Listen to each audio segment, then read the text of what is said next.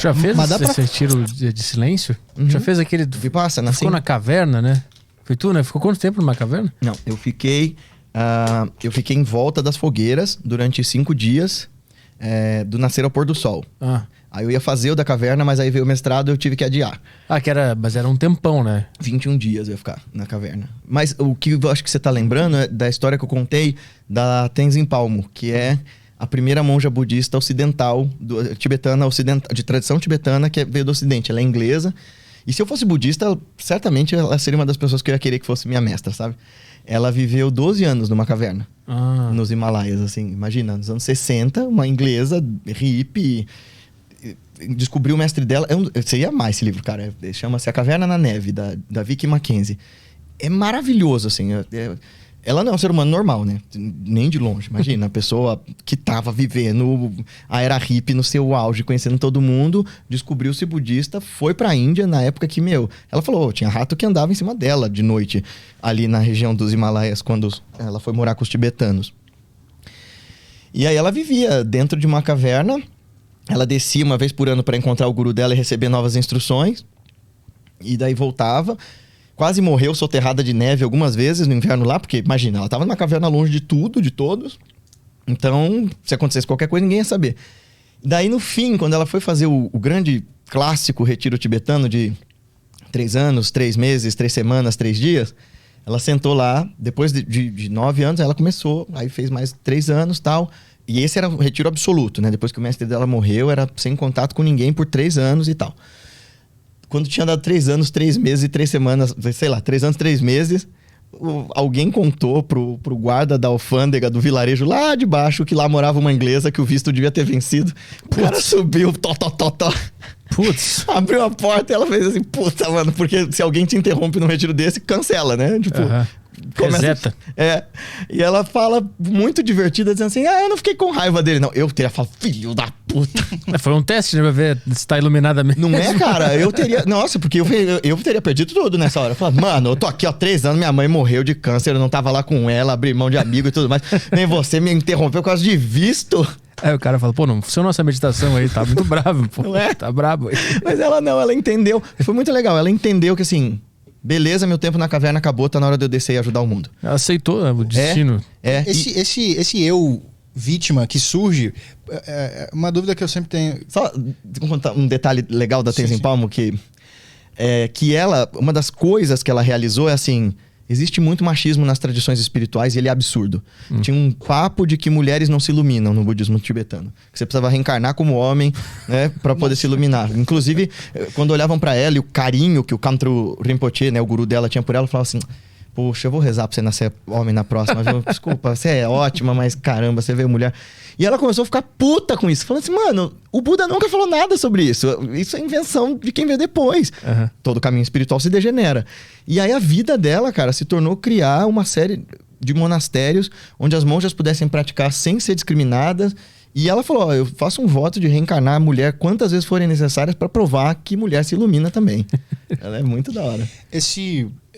Se eu tô, por exemplo, nesses 3 anos aí, sem contato, digamos assim, com o ego, o que a espiritualidade chamaria. Ao contrário, cara. Esses 3 anos o ego vai te espancar, vai te sacudir pelo quengo, vai enfiar dedo... Enfim. Mas supondo... Exato. É um encontro com o ego. Supondo que eu cheguei num ponto onde ele se calou de uma forma definitiva. E aí o cara bate na porta, ele ressurge.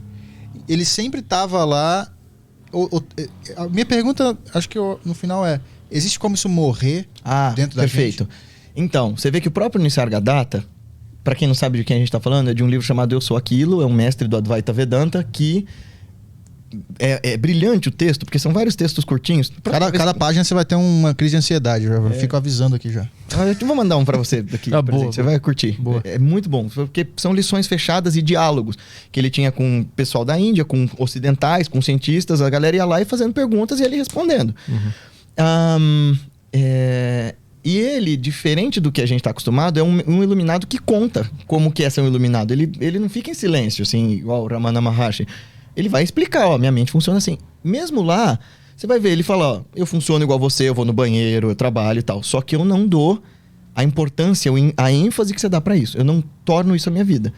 Como você, quando joga videogame e lembra que é um jogo, não se afeta tanto, mas quando... É bem como quando a gente joga videogame, né? A gente gosta do jogo, a gente começa a se envolver e ficar puto com aquilo, e tem medo com aquilo. Então... Quando a gente lembra que é um jogo e tem um certo distanciamento, a gente só se diverte. Então, eu não acho que... Enquanto você estiver no mundo, não dá pra você matar o ego. Dá pra você subjugá-lo, e ao invés de você ser escravizado pelos vícios desse ego, e ao invés de você ser enganado pelas falsas premissas e promessas desse ego, aí você vai usá-lo como mecanismo para lidar com a realidade. Porque é para isso que o ego serve. Ele é essa noção de que eu sou eu, certo? Sem isso, qual que é a diferença entre você e esse microfone que você tá segurando, e essa lâmpada e a sua roupa? De repente você vai ficar ali com aquela cara de chuchu cósmico. Ah, eu sou tudo isso aqui junto. E não é nada disso, né? Existe uma integridade do seu ser que você consegue dizer, isso aqui sou eu, e o resto é o mundo. Mas aí você começa a quebrar essa barreira da separatividade. De forma inteligente e experiencial, você vai drenando essas barreiras que vão fazendo com que o outro seja meu adversário, meu inimigo ou só um objeto, né? Então é isso que você vai fazendo. O que acontece... Tem uma história muito legal sobre isso, sobre ficar um tempão em retiro e ainda não chegar lá, né? Porque os padres do deserto, principalmente os copta, eram grandes meditadores. Ainda tem... Quem quiser, depois pesquisa um documentário chamado Extreme Pilgrim, né? Peregrino Extremo. E tem um dos episódios que esse vigário da igreja anglicana vai visitar o padre Lázaro no deserto do Egito. É um meditador cristão no meio do deserto, cara. É muito incrível, assim. E o Santo Antônio do deserto era dessa tradição copta, né? Então conta-se que o Santo Antônio estava ali 30 anos em meditação no deserto e o diabo tentando ele. Mesma coisa do Buda. Todos os mestres antes de se iluminar tem um demônio que fica ali tentando, dizendo que ele não vai conseguir e tal. E daí o demônio começa a tentar e espezinhar o Santo Antônio de todos os jeitos. Ele não quebra, ele não se vende, ele não se corrompe. E aí uma hora o diabo fala assim... tá certo, Antônio. Finalmente você é o primeiro homem que consegue me vencer. E aí ele sai andando, Santo Antônio cai de joelhos e fala assim... Graças a Deus, finalmente eu virei santo. Aí o diabo sorri e volta. Então quer dizer... o Petri entendeu, assim, tipo, a Tenzin Palmo sabia, não era sobre eu ficar puta porque o cara veio me encher meu saco por causa do meu visto. É assim, ou eu... É o que meu mestre fala, né? A prática tem que transcender a prática. A prática tem que ser transportada pra sua vida real. Senão ela é só entretenimento pro seu ego. Vai jogar buraco na praça que tem o mesmo valor. Mesmo. Então, a parada é... Como é que, treinando esse ego, que vai continuar aí, porque... ele é essa instância cognitiva que faz você lidar com o mundo, você não se subjugue a ele, você não seja vítima das ansiedades dele. Porque desse lugar de eu preciso ter controle sobre as coisas, é desse lugar que produz o medo com o futuro, a ansiedade, a expectativa com o futuro, que vem as nossas piores lambanças, né? É desse lugar de eu quero ter controle que vem também o maior dos males do mundo. Talvez, depois que eu escrever o próximo livro depois desse, eu quero escrever sobre ressentimento, assim. O Nietzsche já falava bastante disso e, assim... Eu acho, fundamentalmente, que o problema que a gente tem hoje, se perguntou, por exemplo, em relação às eleições, o grande problema da nossa humanidade hoje, na nossa falta de educação emocional, é ressentimento. A gente não faz a mais puta ideia de como lidar quando a gente é frustrado, quando a vida ou alguém nos diz não. E aí a gente cria as mais cruéis soluções para tentar drenar essa frustração que o ressentimento produz.